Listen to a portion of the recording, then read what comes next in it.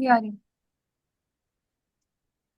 अच्छा, आज जो है हम डिस्कस कर रहे हैं फर्स्ट ईयर का जो मॉडल पेपर है, उसमें इनकम स्टेटमेंट आप लोगों को दिया हुआ है।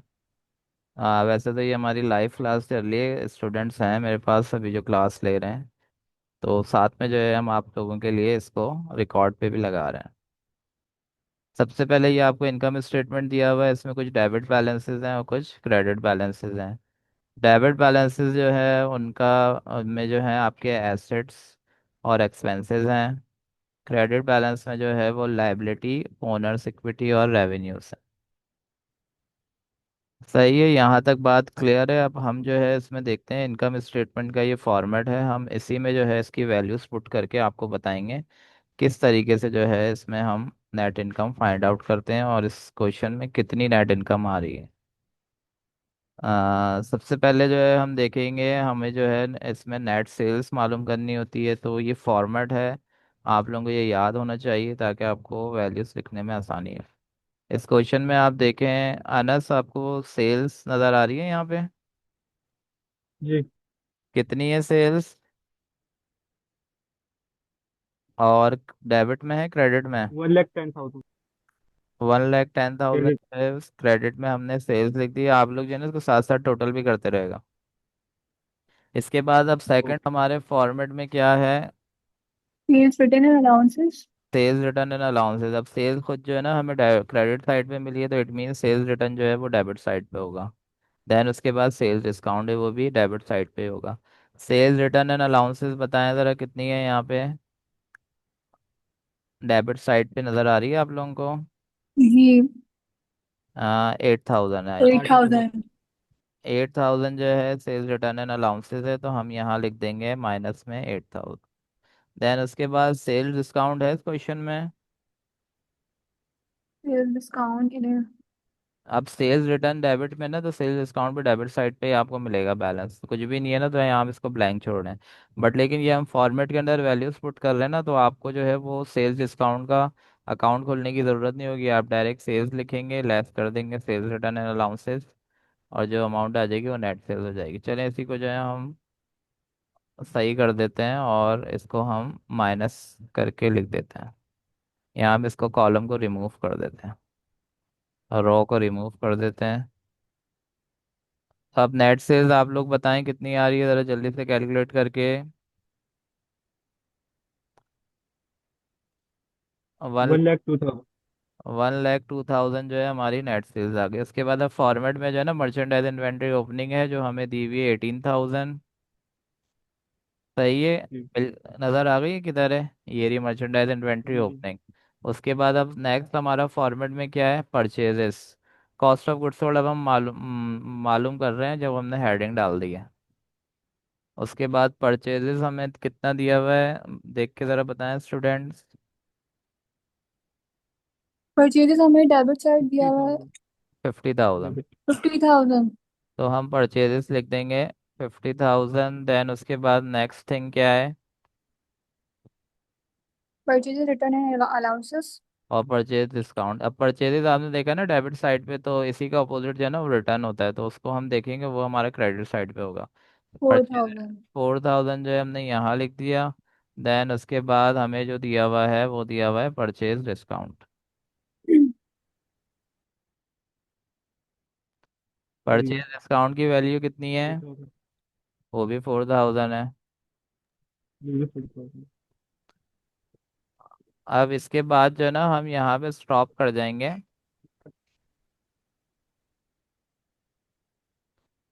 इसमें तो इसको हमने माइनस किया।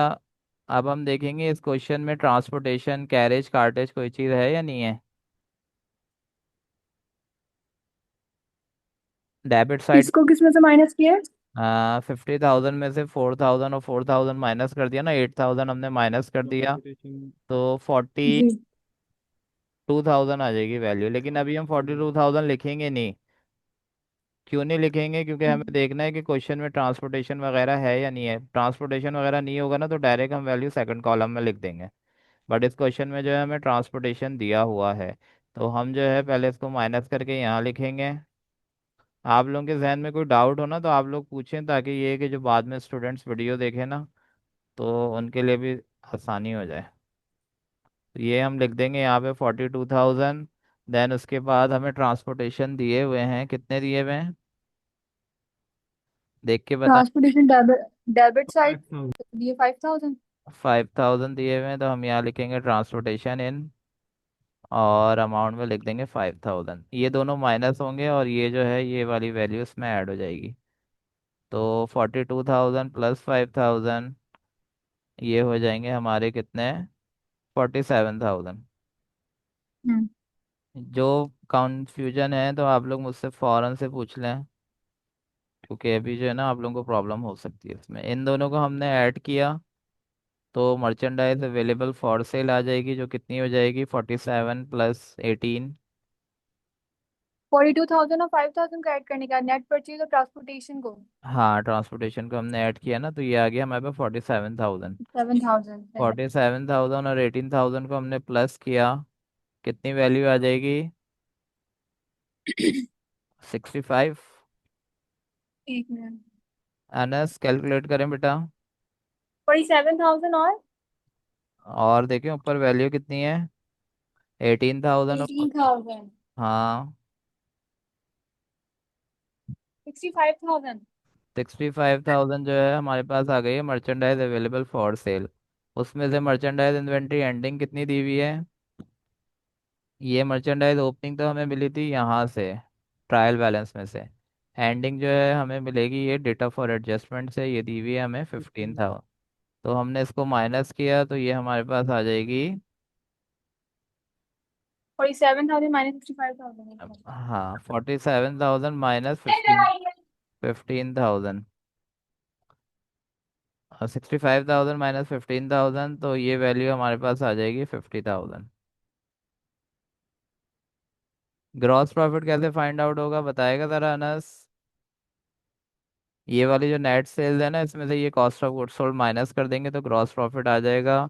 इस क्वेश्चन का जो ग्रॉस प्रॉफिट आ जी। रहा है वो आ रहा है हमारा, नेट सेल्स को कॉस्ट ऑफ गुड्स से माइनस कर दीजिए। हाँ 52,000 जो है वो ग्रॉस प्रॉफिट आ गया। सही है, यहाँ पे कुछ डाउट्स तो नहीं है। सबसे पहले हमने नेट सेल्स निकाली है, फिर ये सारा फॉर्मेट हमने फॉलो किया है। ओपनिंग परचेजेस में से रिटर्न माइनस हो गया, डिस्काउंट माइनस हो गया, जो अमाउंट है इसमें ट्रांसपोर्टेशन ऐड हो गया, ये नेट परचेजेस आ गया। अब ये आपको कन्फ्यूजन क्रिएट करेगा कि ये मर्चेंडाइज अवेलेबल फॉर सेल कैसा है। वो कैसा है, ओपनिंग में हमने परचेजेस को प्लस कर दिया, नेट परचेजेस को, जी। मर्चेंडाइज अवेलेबल फॉर सेल आ गया, इसमें से हमने एंडिंग को माइनस किया तो कॉस्ट ऑफ गुड्स सोल्ड आ गया। अब हमें ग्रॉस प्रॉफिट मालूम करना है, तो सेल्स में से cost of goods sold minus करेंगे तो ग्रॉस प्रॉफिट हो जाएगा। अब हम इसका जो है ना नेक्स्ट आ जाते हैं ऑपरेटिंग एक्सपेंसेस पे। अब ऑपरेटिंग एक्सपेंसेस के लिए जो है आपको कुछ चीज़ें याद होनी चाहिए कि कुछ वर्डिंग है, एसेट्स हैं और एक्सपेंस हैं, इस तरीके से जो है ना हमें इसको देखना पड़ता है। ऑपरेटिंग एक्सपेंसेस हमें मिलेंगे यहाँ से। सबसे पहले जो है हमें इस क्वेश्चन में देखें ऑपरेटिंग एक्सपेंसेस में क्या दिया हुआ है, अनयूज ऑफिस सप्लाईज 2,000। अनयूज का मतलब क्या होता है, कि अभी इस्तेमाल हो गई है या करनी है या बची हुई है। अभी करनी है। नहीं, अनयूज मतलब अभी तक यूज नहीं हुई है। मतलब यूज नहीं हुई है ना, अनयूज हाँ हाँ, तो है। मतलब ये जो है हमारी इतनी ऑफिस सप्लाईज जो है वो बच गई हैं, अनयूज नहीं हुई ना, मतलब यूज नहीं हुई तो इट मीन्स ये रिमेनिंग है, बची हुई हैं। अब यहाँ हमें दी हुई है 2,000। क्वेश्चन में हम देखेंगे हमें जो है ऑफिस सप्लाईज से रिलेटेड क्या इन्फॉर्मेशन दी हुई है। ये ऑफिस सप्लाईज स्टार्टिंग में देखें आपको नज़र आ रहा है, ये है हमारा 5,000 है। 5,000 में से जो है 2,000 अनयूज है, तो यूज कितनी हो जाएंगी, बता सकता है कोई। 5,000 की थी, जी। 5,000 की थी, 2,000 जी। की जो है वो बच गई हैं, तो यूज कितनी हुई हैं, 3,000। 3,000 जो है वो यूज हुई हैं। तो हम यहाँ ऑफिस सप्लाईज में जो है ना वो 3,000 लिख देंगे। हम्म। सही। ऑफिस सप्लाईज एक्सपेंस लिखेंगे यहाँ पे हम, थ्री और थाउजेंड 3,000 लिख देंगे। वो ऑफिस सप्लाई एक्सपेंसेस का डेबिट साइड। नहीं, ये डेबिट नहीं है, ये तो हम सारे ऑपरेटिंग एक्सपेंसेस लिख रहे हैं, इसमें डेबिट क्रेडिट नहीं है ये। ठीक है। बैड डेब्ट्स आ गए। सेकंड कौन सा एक्सपेंस आ रहा है? Bad debts. बैड डेब्ट। वो कितना दिया, नहीं सेकंड हमें दिया हुआ इंश्योरेंस एक्सपायर्ड, ये वाले नहीं देखने आपको, क्वेश्चन में देखने हैं। ये तो हमने अच्छा। फॉर्मेट देखा है ना। देखें सेकंड एक्सपेंस इंश्योरेंस कौन सा, कितना दिया हुआ इंश्योरेंस एक्सपेंस। 15। यहाँ तो 1500। और इसके साथ जो है ना लिखा हुआ है इंश्योरेंस एक्सपायर्ड, एक्सपायर्ड मतलब जो है ना इतनी चीज़ जो है वो यूज हो गई है, तो उसको हम हम्म। इंश्योरेंस एक्सपेंस में लिख देंगे। जो हमारी वैल्यू आ जाएगी कितनी, 1500।